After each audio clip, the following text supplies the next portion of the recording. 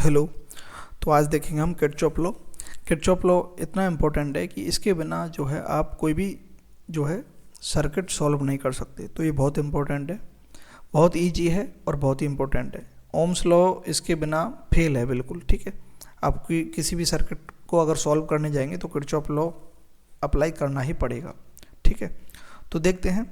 तो Kirchhoff law जो है किरचॉफ ने दिए थे, दो लॉ दिए थे। एक तो जंक्शन रूल दिया था और एक दिया था किरचॉफ वोल्टेज लॉ। एक बार मैं इनको वैसे खुद से एक्सप्लेन कर देता हूँ, वैसे मैंने पहले लिख दिए हैं। तो एक तो होता है जंक्शन रूल। जंक्शन रूल क्या होता है कि मान लेते हैं ये कोई जंक्शन है, मतलब जैसे ये कोई एक रेजिस्टेंस है, ठीक है। ये कोई एक रेजिस्टेंस है, ये दूसरा रेजिस्टेंस है, ठीक है। ये आपस में यहाँ कनेक्टेड है। फिर यहाँ से एक कोई रेजिस्टेंस निकल रहा है, एक यहाँ से निकल रहा है, ठीक है। तो अगर हम यहाँ से कोई करंट आई देंगे, यहाँ से कोई करंट आई या फिर I1 और I2 देंगे, तो ये इनवर्ड जंक्शन के अंदर जो जाएगा करंट, यहाँ जंक्शन के अंदर जाएगा, जितना करंट यहाँ जंक्शन के अंदर जाएगा उतना ही करंट बाहर निकल के आएगा। मान लेते हैं यहाँ I3 और ये I4 निकल के आ रहा है, तो इनकी जो वैल्यू होगी वे आपस में इक्वल होगी। मतलब I1 plus I2 is equal to रहेगा I3 प्लस I4। ये बोलता है जंक्शन रूल। या फिर अगर हम ऐसे भी मान लेते हैं, ये दो रजिस्टर हैं, डायग्राम पर नहीं जाएं, ठीक है। यहाँ से हमने I1 दिया और यहाँ से हमने I2 दिया। तो यहाँ जंक्शन पर तो टोटल समीशन 0 होता है करंट का, लेकिन यहाँ मान लेते हैं I3 निकल के आ रहा है करंट, ठीक है। तो I3 इक्वल रहेगा I1 प्लस I2 के, ठीक है। ये बोलता है जंक्शन रूल, ठीक है। अभी मैं और एक बार एक्सप्लेन और कर दूंगा, मतलब मैंने लिख रखा है वो एक बार दिखा दूंगा। ये जस्ट मैं आपके अंदर समझ बना रहा हूँ। एक होता है किरचॉफ वोल्टेज लॉ, ये तो जंक्शन लॉ हो गया। वोल्टेज लॉ में क्या, किसी भी लूप के अंदर जो है वोल्टेज जो होता है, मान लेते हैं, ठीक है, ऐसे कनेक्ट कर देते हैं, ठीक है। ये किसी भी लूप के अंदर वोल्टेज जो है वह 0 होना चाहिए। ये वोल्टेज लॉ बोलता है। ये किस पर बेस्ड है? कंजर्वेशन ऑफ एनर्जी पर, और junction rule conservation of charge पर वैलिड था। ये प्लस है, ये प्लस है, ये माइनस माइनस। अब देखो, आप बताओ, इसमें एक कंडीशन होती है, आप किसी भी एक सेल से आप क्या है करंट फ्लो करवा सकते हैं, उसके हिसाब से ही आपको चलना होगा। मान लेते हम E1 से चलेंगे तो इधर से करंट फ्लो होगा I, ठीक है। और अगर E2 से चलेंगे तो करंट इधर फ्लो होगा। तो आप कोई भी एक अज्यूम कर सकते हैं। फिर जिसको अज्यूम कर रहे हैं, तो हम इधर इस डायरेक्शन में जा रहे हैं तो E1 को हम प्लस ले लेंगे, E1 प्लस। इसको क्या लेंगे हम, ये अपोजिट में है तो माइनस E2, माइनस का E2 है, प्लस, और ये जो है हम इसी इधर डायरेक्शन में जा रहे हैं तो प्लस IR1, ठीक है। तो इसका जो सम है वह 0 होना चाहिए। ये इसका कहने का मतलब है, ठीक है। तो हम इसे आगे रिलेट कर लेंगे। I1 minus I2 plus IR1 is equal to 0।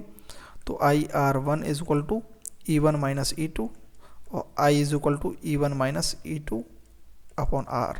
इस प्रकार से ये हम करंट भी इसमें निकाल सकते हैं। तो अभी हम अच्छे से और इसे समझेंगे। मैंने जस्ट आपको बताया है कि होता क्या, मतलब ये लूप में चलता है, मतलब लूप जो है, लूप में जो भी वोल्टेज है वह 0 होना चाहिए, और जो पोलरिटी के जस्ट अपोजिट चलेगा, जैसे कि करंट ऐसे फ्लो हो रहा है, ठीक है, तो इसमें हम नेगेटिव लेंगे, ठीक है। देखते हैं आगे, देखो चलते हैं। जंक्शन रूल क्या है? Based on conservation of energy, energy के कंजर्वेशन पर बेस्ड है। I1 I2 I3 इस जंक्शन पर आ रहे हैं करंट और बाहर निकल रहे हैं I4 I5। तो I1 plus I2 plus I3 is equal to रहेगा I4 प्लस I5। ये जंक्शन रूल बोलता है जितना आ रहा है उतना ही निकलेगा। Current incoming is equal to रहेगा करंट आउटगोइंग, और sigma I is equal to 0, यानी summation of current at junction पर क्या रहेगा? 0 रहेगा करंट जंक्शन पर, ठीक है। According to the Kirchhoff junction rule, the net current flowing toward the junction is must be equal to the net current flowing away from the junction. सीधी सी बात है, जितना अंदर जाएगा जंक्शन के करंट उतना ही बाहर निकलेगा। ये बोलता है जंक्शन रूल, और based on conservation of charge. ये याद रखना है, इसी से क्वेश्चन हो जाएगा, इसी से सारे जो है सर्किट सॉल्व हो जाएंगे। नेक्स्ट लॉ है किरचॉफ वोल्टेज लॉ, जो हमने देख लिया था। Based on conservation of energy, energy की कंजर्वेशन पर बेस्ड है।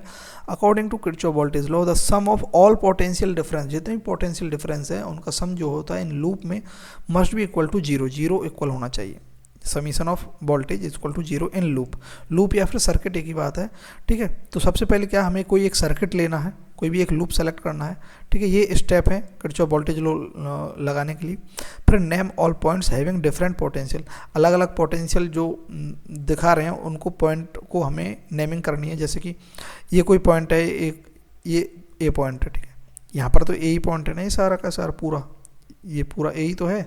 तो यहाँ ए पॉइंट है, ए पॉइंट पर यहाँ कुछ पोटेंशियल ए है, इस बी पॉइंट पर यहाँ पोटेंशियल बी है, सी पर कुछ सी है, डी पर, इस पॉइंट पर कुछ पोटेंशियल डी। इस प्रकार से हमने पॉइंट की जो है नेमिंग कर ली, ठीक है।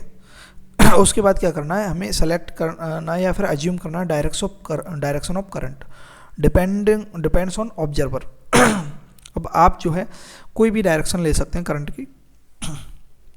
मान लेते हैं अगर आप E1 से देखते हैं तो करंट ऐसे फ्लो होगा, तो आप ये वाली डायरेक्शन लेंगे, इसको हटा देंगे, फिर एक ही डायरेक्शन लेनी है किसी भी एक सेल से, ठीक है।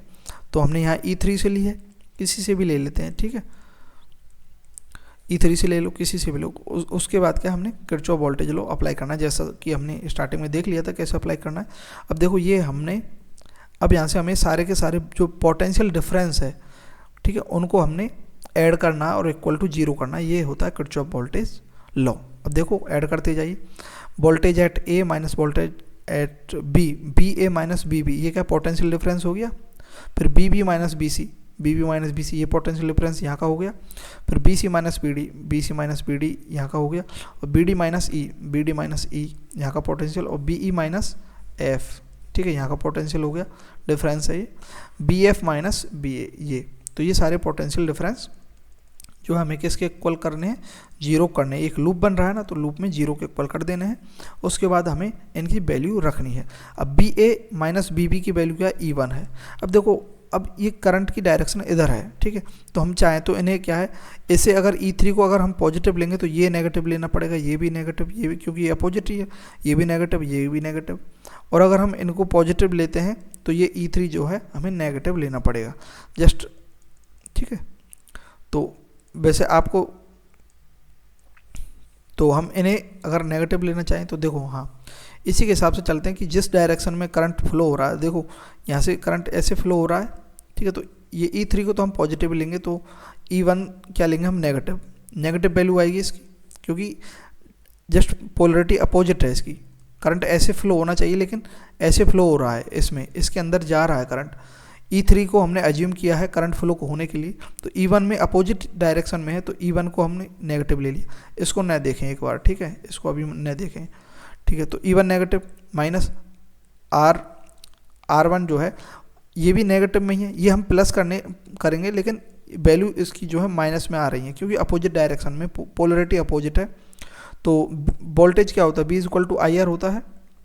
तो यह करंट तो I ही फ्लो हो रहा है, लेकिन रेजिस्टेंस क्या है, R है। तो ये potential at B minus potential at C, V B minus V C क्या होगा, अपोजिट डायरेक्शन में करंट फ्लो हो रहा है, तो माइनस IR1 हो जाएगा, ठीक है। प्लस करते जा रहे हैं, BC माइनस BD, तो यहाँ पर क्या है, माइनस E, अपोजिट डायरेक्शन में ये प्लस है, ये माइनस है, करंट ऐसे फ्लो हो रहा है, तो माइनस E2 हो जाएगा, ठीक है। फिर ये भी जो I प्लस माइनस का IR2 हो जाएगा, प्लस माइनस का IR3 हो जाएगा।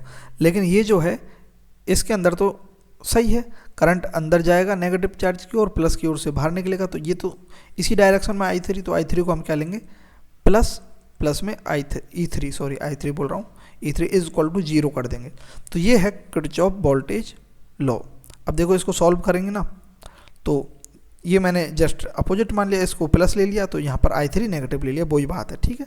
बात यही है, आप कैसे भी सॉल्व कर सकते हैं, ठीक है। तो ये मैंने ऐसे करके बता दिया। इसमें अगर आप कॉमन लेंगे तो देखो, इसमें देखो हम लिख सकते हैं -E1 -E2 प्लस E3, एक साइड लिख रहा हूँ मैं बस, फिर -IR1 -IR2 -IR3 is equal to 0, ठीक है। तो प्लस का ये E3 है यहाँ, ठीक है। तो ये इधर जाएंगे, इधर की साइड जाएंगे, ये अपोजिट साइड में, तो यही बन जाएगा ना, क्या बनेगा, ये बनेगा ना, प्लस का E3 रह जाएगा, E3 माइनस का E2 और माइनस का E1, इधर चले जाएंगे ये I वाली, तो इधर प्लस हो जाएगा, तो प्लस R1 R2 R3 हो जाएगा। ठीक है, सेम कैसे भी कर सकते हैं, यहाँ मैंने पोलरिटी अपोजिट करके किया है, यहाँ मैंने ऐसे सॉल्व किया है, तो ये वैल्यू आ गई हमारी इक्वल करने पर। ठीक है, तो E1 plus E2 minus E3 is plus I bracket में R1 प्लस R2 R3, हमने I यहाँ से कॉमन ले लिया था, इससे इज इक्वल टू 0 कर दिया, तो I is equal to E3 minus E2 minus E1 upon R1 plus R2 upon R3। ये आपको खुद से एक बार करके देखेंगे ना तो हो जाएगा, ये बहुत कठिन नहीं है, ये मैंने यहाँ सॉल्व नहीं किया, आप जस्ट कर सकते हैं, ये तो ईजी है ना। ऐसे मैं और ऐसे लिख सकता हूँ, E3 यहाँ प्लस में माइनस E2 यहाँ नेगेटिव में, E1 नेगेटिव में, इज इक्वल टू ये जो है माइनस में I1 I2 I3 ये सारे इधर लेके जाएंगे तो ये प्लस हो जाएंगे, I कॉमन ले लिया तो R1 plus R2 plus R3 हो गया। वही सेम कंडीशन बन गई ना ये वाली यहाँ पर। तो आप डायरेक्शन कोई भी ले सकते हैं, बस बात है वो समझ की बात है। ठीक है, तो I is equal to E3 minus E2 minus E1 upon ये वैल्यू आ जाएगी। ठीक है, तो ये होता है किरचॉफ वोल्टेज लॉ, समझे। तो थैंक यू वेरी मच, यहाँ तक वीडियो देखी है तो सब्सक्राइब कर देते हैं, सब्सक्राइब कर दीजिए। थैंक यू, धन्यवाद।